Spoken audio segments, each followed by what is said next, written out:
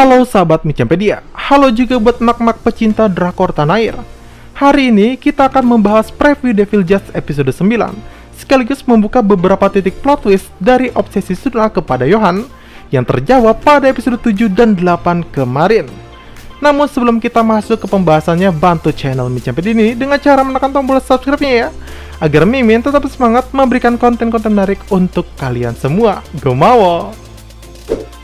Beberapa kali dan salah satunya ada di episode 8 kemarin, Suna selalu mengatakan kalau obsesi dan alasannya suka kepada Yohan ialah karena kemiripan. Dia menilai kalau dirinya dan Yohan memiliki kesamaan dalam beberapa sisi. Tapi kesamaan ini sampai sekarang tidak pernah dikatakan olehnya ya. Sebenarnya apa sih kesamaan di antara mereka hingga Suna sangat terobsesi dengan Yohan? Nah, di sini Mimin akan mencoba memecahkannya lewat plot twist dari keduanya yang nantinya akan mengerucut ke dalam yang namanya keadilan. Nah, sekarang coba kita lihat flashback masa lalu dari Suna yang diceritakannya pada episode 7 kemarin. Dalam masa kecilnya, Suna ditinggal ayahnya dan hidup bersama ibunya yang berkeinginan agar dirinya kelak menjadi orang baik.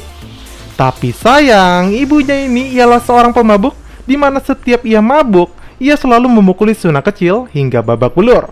Lalu Suna kecil pun bertanya-tanya kepada dirinya sendiri, apakah nasib tidak beruntung ini terjadi karena dia adalah anak yang nakal dan hidup dari keluarga miskin?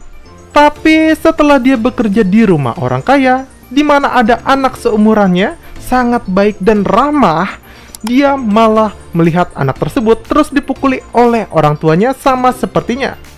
Yap, anak itu adalah Yohan, dan ini adalah kesamaan pertama dari Suna dan Yohan, yang menurut Mimin membuat Suna jadi memiliki pola pikir kalau baik buruknya seseorang tidak menjamin akan mendapatkan kehidupan yang bahagia.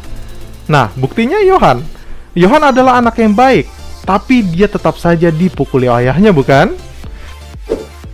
Selanjutnya, Suna secara tidak langsung mengungkapkan proses dia menjadi sekarang ini, di mana dia mengatakan, kalau ada orang yang melecehkanmu atau menyakitimu, jangan melapor kepada polisi.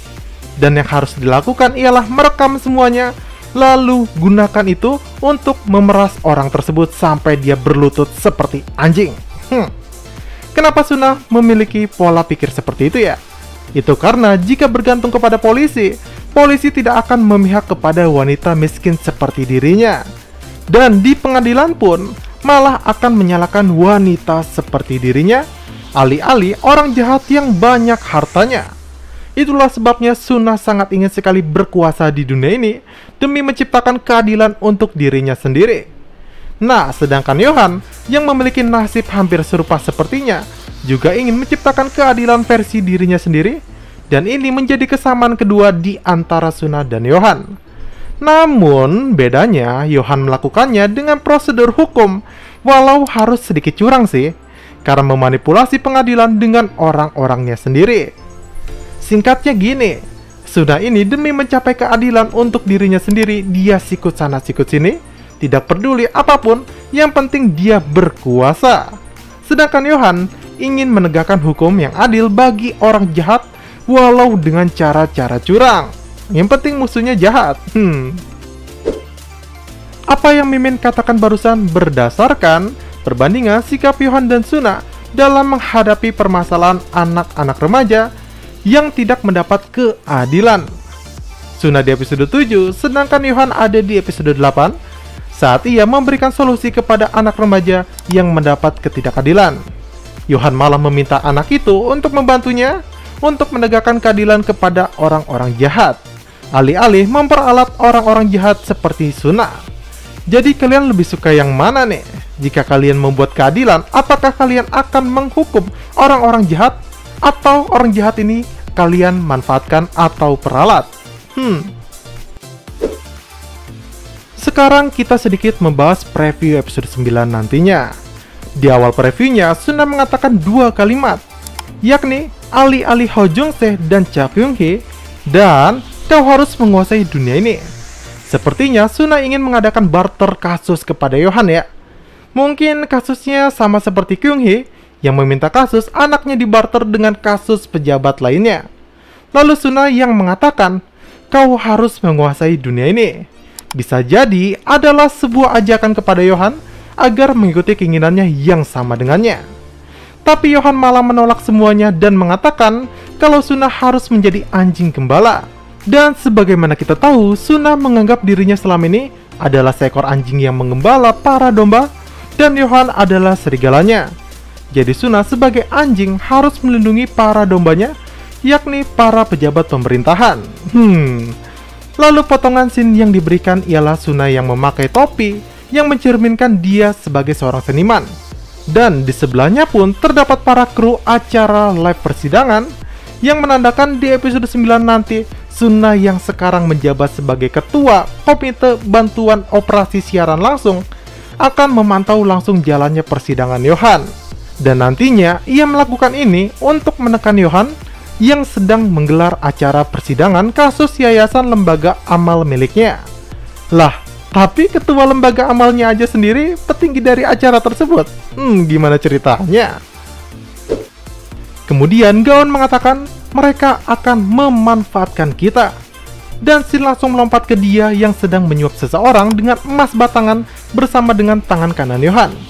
Kemungkinan ini adalah tugas pertama Gaon, di mana setelah dipertemukan dengan para anak buah Yohan, dia memutuskan untuk mengikuti jejak Yohan. Yap, jejak tersebut ialah menyuap siapapun yang bisa dijadikan kawan, sama seperti yang dilakukan oleh Yohan. Selain itu, berdasarkan dialog selanjutnya, Yohan dan Gaon akan mulai mencari pelaku yang menyebabkan ayah Gaon meninggal dulu. Di mana di episode 8 kemarin, ternyata pelaku tersebut selama ini tidak dipenjara. Tidak hanya mereka, Yohan pun akan mencari orang yang membackingi pelaku tersebut. Dan scene yang diperlihatkan sebagai terduganya ialah Presiden dan Menteri Kyung-hee. Kira-kira siapa ya? Tapi mengingat Kyung-hee sudah memiliki banyak peran, bisa jadi Presidenlah yang akan diekspos kali ini. Apalagi scene setelahnya memperlihatkan Presiden selaku biang kerok kericuhan, berniat membangun organisasi yang lebih besar untuk masanya. Dan preview ini ditutup oleh Gaon dan Yohan yang akhirnya menemukan pelaku sebenarnya atas kasus ayah Yohan, di mana dia hidup nyaman di perdesaan seakan tanpa dosa, dan juga penyesalan yang telah dia perbuat. Yohan malah sengaja mengajari Gaon cara membalas dendam dengan membiarkan Gaon yang akan membunuh orang tersebut. Tapi menurut Mimin sih Gaon gak akan tega untuk melakukannya ya. Nantinya dia malah punya keputusan mengejutkan yang malah akan membuat Yohan tersenyum. Oke, sekian pembahasan kita kali ini. Kalau kalian suka dengan channel Mimin, jangan lupa untuk menekan tombol subscribe ya, agar Mimin tetap semangat memberikan konten-konten menarik untuk kalian semua. Gomawo!